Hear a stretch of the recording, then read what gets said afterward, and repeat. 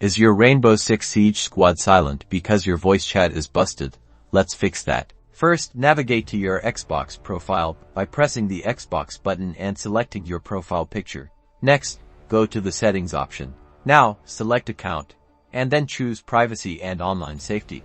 In this menu, click on Xbox privacy. Then select the view details and customize option. Navigate to communication and multiplayer. Make sure the option you can communicate with voice and text is set to everybody. This is the most common culprit. Now, let's hop into Rainbow Six Siege.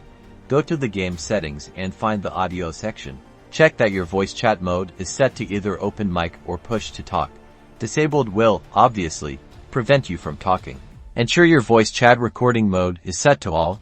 This allows you to hear and be heard by everyone in the game. Finally, double-check that your headset is securely plugged into your controller or any adapter you're using. A loose connection can often be the problem. Now get back in the game and communicate with your team. You should be all set to coordinate those clutch plays.